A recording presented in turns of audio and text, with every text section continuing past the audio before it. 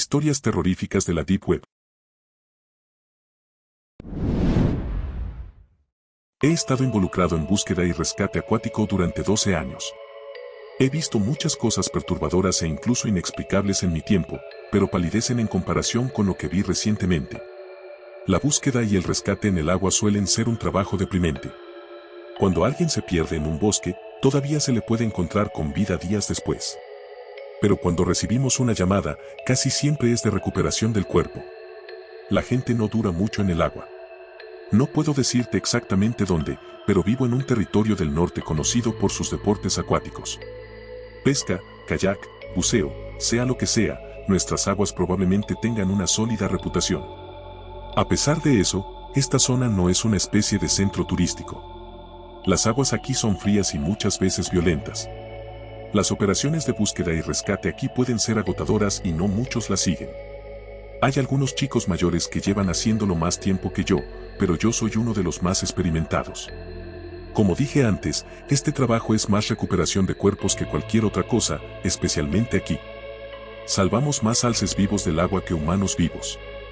Y cuando recibimos una llamada sobre un niño desaparecido, bueno, sería mejor que simplemente demos nuestro pésame. Así son las aguas aquí. Nuestro pequeño pueblo tiene una de las tasas de ahogamiento más altas del país.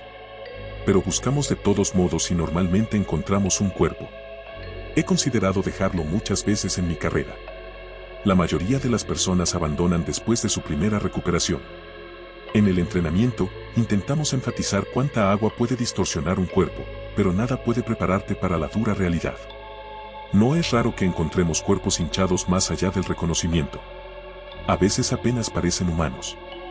Muchos buceadores no duran mucho después de ver algo así. Pero seguí haciéndolo después de todos estos años. Pensé que si no lo hacía nadie lo haría. Sin embargo, las cosas que vi la semana pasada me han hecho reconsiderar esa decisión. Recibí la llamada alrededor de las 11 de la mañana. Un padre había llevado a su hijo de 10 años a pescar con mosca. En un momento, el padre logró clavarse un gancho en todo el dedo. Regresó a su camioneta para buscar un botiquín de primeros auxilios, pero el niño ya se había ido cuando regresó unos minutos después. Cuando escuché la historia por primera vez, bajé la cabeza en silencio por un momento. Ya llevaba casi un mes lloviendo intensamente y el agua corría más rápido que nunca. Para empeorar las cosas, hacía un frío inusual para la temporada. Varias personas habían desaparecido en las últimas semanas. Muchos de ellos aún no habían sido encontrados. Tenía pocas esperanzas de encontrar al niño con vida. Un par de buzos más y yo estábamos en el lugar donde el niño desapareció al cabo de una hora, y un equipo de búsqueda y rescate más grande ubicado a algunos pueblos de allí se dirigía hacia nosotros. Hablamos con el padre e incluso buscamos un poco en el bosque, esperando que simplemente se hubiera alejado. Pero finalmente nos dimos cuenta de que tendríamos que empezar a buscar en el río. En el momento en que entré al agua supe que el niño se había ido. La corriente era peor que nunca e incluso yo tuve dificultades para navegar por el río helado. Buscamos durante horas en las áreas circundantes e incluso ampliamos nuestra búsqueda una vez que llegó el equipo más grande. El niño no estaba por ningún lado. No esperaba encontrarlo con vida, pero al menos esperaba encontrar un cuerpo. Sin embargo, no había rastro de él. El sol se puso y el aire se volvió más frío. Estábamos considerando suspender la búsqueda cuando se acercaba la noche y reanudar la búsqueda al día siguiente cuando descubrí algo. Hay muchos lechos de arroyos alrededor del río. Muchos de ellos se han secado como resultado de la invasión de la vegetación o de los esfuerzos realizados por el hombre para desviar el agua. Normalmente no les prestamos atención. Sin embargo, con toda la lluvia reciente, noté que uno de los lechos de un arroyo más grande había comenzado a fluir nuevamente. Una sorprendente cantidad de agua lo atravesó, con la suficiente facilidad para arrastrar a un niño. El arroyo cruzaba directamente un recodo del río y lo conectaba en dos puntos. Lo seguí y me di cuenta de que el niño podía estar ubicado fuera de nuestra área de búsqueda inicial. A medida que me acercaba al lugar donde el arroyo se reconectaba con el río principal, sentí una sensación de hundimiento en el estómago. Hay un lugar en el río al que ni siquiera deben ir los buzos de búsqueda y rescate. Se le conoce como agua mala. Esta área se encuentra en la mitad del río y se extiende por unos 100 metros. Está cerca de una zona densamente vegetal, por lo que a menudo no tenemos que preocuparnos de que haya gente nadando allí. Pero en las aguas circundantes se producen muchas desapariciones. A pesar de eso, me advirtieron que no buceara allí desde que comencé a realizar búsqueda y rescate. Supuestamente la corriente subterránea es tan fuerte que incluso el nadador más experimentado sería arrastrado en un instante. El arroyo terminaba exactamente en el centro de la región de Agua Mala. Cuando llegué, me detuve y me mordí el labio, pensativamente. Si regresara y les informara esto a los otros buceadores, me dirían que lo dejara pasar. Pero en el fondo sentí que el cuerpo del niño debía estar enredado en una maleza cercana. Si tan solo pudiera encontrarlo. Odiaba la idea de que ese niño estuviera atrapado ahí abajo, hinchándose y pudriéndose lentamente mientras sus padres se sentaban en casa preguntándose dónde se había ido su hijo. Había visto aguas más turbulentas antes, pero sabía que las apariencias engañan. Justo debajo de la superficie podría estar fluyendo más rápido de lo que jamás imaginé. Y sería arrastrado en un instante. Además, se suponía que no debía bucear solo. Casi me di vuelta, pero algo me hizo quedarme. Me quedé mirando al río por un momento, pensando en el niño. Luego me puse mi equipo y me tiré a las aguas heladas. Lo primero que noté fue que la corriente parecía bastante débil. De hecho, era más débil que el resto del río. El agua era extremadamente profunda allí y solo podía ver oscuridad debajo mientras me sumergía. Pateé más y más profundamente, pensando que la corriente podría aumentar más abajo, pero parecía ser todo lo contrario. El agua estaba casi en calma. Profundicé aún más hasta que finalmente formas verdes comenzaron a materializarse frente a mí. Pensé que finalmente había llegado a un lecho de maleza. Pero, cuando pateé más abajo, la verdad salió a la luz. Sentí que me subía el vómito al verlo, una sensación extraña y peligrosa cuando llevas una máscara de buceo. Innumerables brazos sobresalieron del suelo. Pensé que me había encontrado con un tesoro de cuerpos, pero la repugnante realidad se hizo aún más evidente solo un momento después. Los brazos crecieron directamente en el suelo, incluso tenían raíces que se extendían desde la base. Era como si alguien hubiera cortado cientos de brazos a la altura del hombro y los hubiera plantado allí. Eran verdes y los vi agarrarse al agua que los rodeaba. Varían en tamaño y aparentemente en edad. Grotescas manos de bebé brotaban cerca del fondo y abrían y cerraban los puños con avidez. Fue entonces cuando vi al niño. Sus ojos miraban fijamente hacia adelante mientras esos grotescos brazos tiraban de su cuerpo hacia abajo. Parecía que acababan de localizarlo. Los brazos tiraron de él, enterrándolo en el sedimento circundante. Empujaron, se retorcieron y se retorcieron hasta que estuvo firmemente enterrado hasta el pecho. Me quedé mirando con horror hipnotizado. Fue entonces cuando los otros cuerpos aparecieron en foco. Debía haber al menos 4 más, todos en distintos estados de deterioro. Algunos estaban hinchados hasta el punto de ser reconocibles, solo masas voluminosas y blancas que sobresalían sueltas del lecho del río. Una vez más sentí que el vómito subía a mi garganta y lo tragué nuevamente. Los malditos brazos se alimentaban de los cuerpos, usándolos como fertilizante. En el momento en que salí del agua, me quité la máscara y tuve náuseas. No podía dejar de pensar en esos cuerpos repugnantes, en esas manos que me agarraban. Eran como una especie de planta carnívora, pero eran muy humanoides. Corrí frenéticamente de regreso a nuestro campamento base y aparté a uno de los otros buzos. Mus era la persona con más experiencia de nuestro equipo. Había estado buceando durante más de 20 años desde que se mudó aquí. Le conté lo que vi, y cuando terminé, me miró en frío silencio. Te dije que nunca te acercaras a Agua Mala. Su voz contenía una frialdad que ni siquiera su marcado acento de Luisiana podía ocultar. ¿Eso es lo que te preocupa? Yo estaba incrédulo. Puso una mano en mi hombro y la apretó con fuerza. No le cuentes a nadie más sobre esto. Si los demás descubren que fuiste a Agua Mala, se detuvo y pensó por un momento. Bueno, no será bueno, y sacudió la cabeza como un padre decepcionado. ¿Pero qué pasa con esas cosas? Intenté mantener la voz baja, esperando que nadie nos oyera. ¿Cuánta gente ha muerto a causa de esas malditas cosas? Hay una razón por la que solo crecen en Agua Mala, no arruines esto, fue lo que me dijo. Empecé a decir algo, pero las palabras se atascaron en mi garganta. Me estaba ocultando algo. Suspiró y vi algo parecido a tristeza detrás de sus ojos. A veces hay que decidir entre males mayores y menores. Incluso las mejores decisiones posibles pueden mantenerte despierto por la noche. Se quedó en silencio por un momento y solo me miró fijamente. No le cuentes a nadie sobre esto. Quizás algún día lo entiendas. Después de eso se alejó y canceló la búsqueda del día. A pesar de lo que le había dicho, continuamos buscando durante los siguientes 2 días. Al tercer día lo cancelamos por completo y dimos nuestro más sentido pésame a la familia. No sé qué carajo está pasando. Moose ha estado actuando diferente conmigo desde entonces. Hay una frialdad en él, pero de vez en cuando me lanza una mirada de complicidad, como si estuviéramos juntos en algún secreto. He notado que los otros buzos mayores también actúan de manera extraña. ¿Qué quiso decir con acuerdo?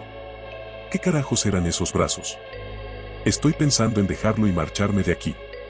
No puedo vivir sabiendo que esas cosas están ahí abajo, alimentándose lentamente del cuerpo de un niño. Quería simplemente olvidarme de las cosas que vi. Pero por más que lo intento no puedo borrarlos de mi mente. Me gustaría pensar que soy un buen hombre, pero llega un punto en el que el terror puro pesa más que el sentido de la decencia, sin importar lo bueno que seas. Creo que he llegado a ese punto. No estaba planeando escribir esto, pero han sucedido más cosas y encontré algo horrible.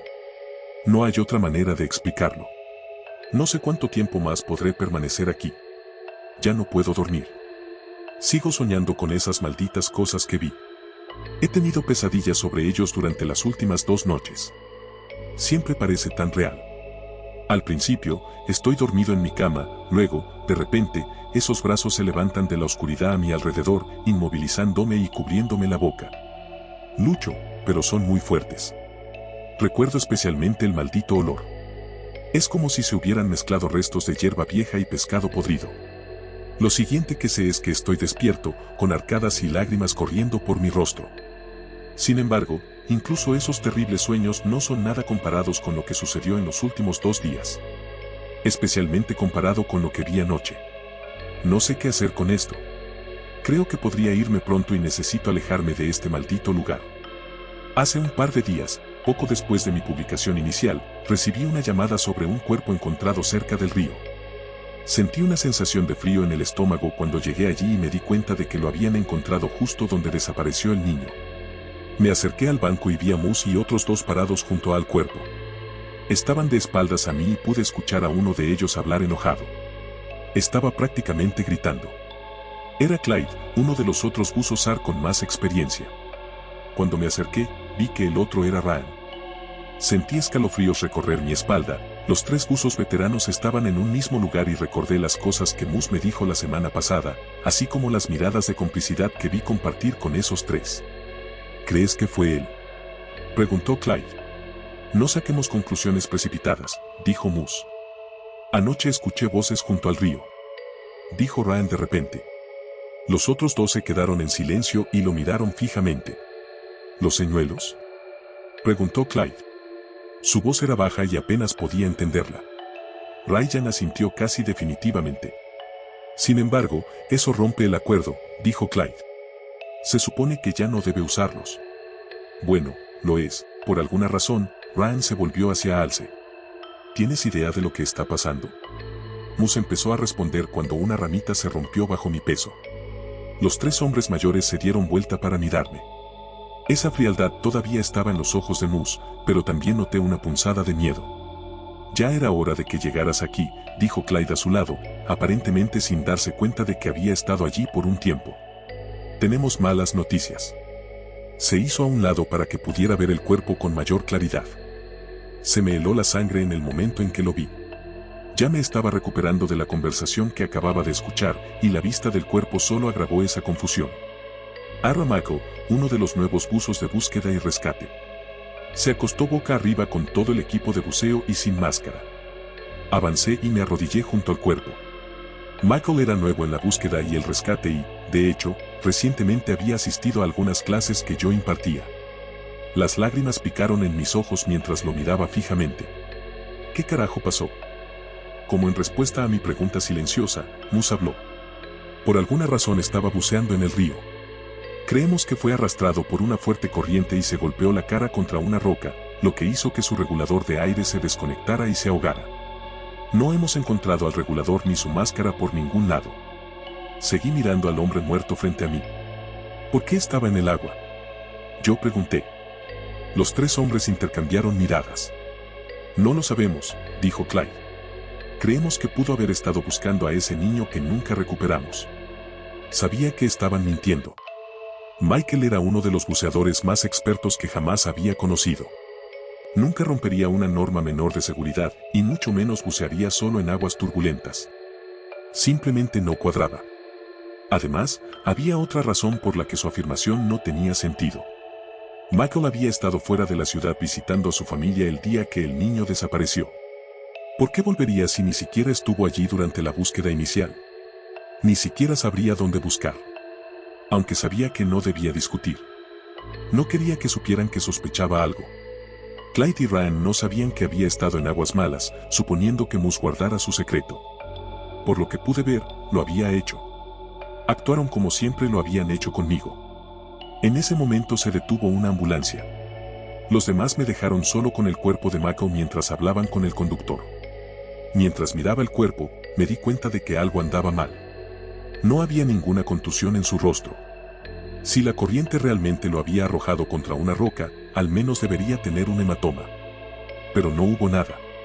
Su rostro estaba completamente intacto. En ese momento noté algo extraño. Un hematoma sobresalía del cuello de su traje de buceo. Bajé la goma para revelar una mancha azul y negra que rodeaba su cuello. Parecía como si lo hubieran estrangulado.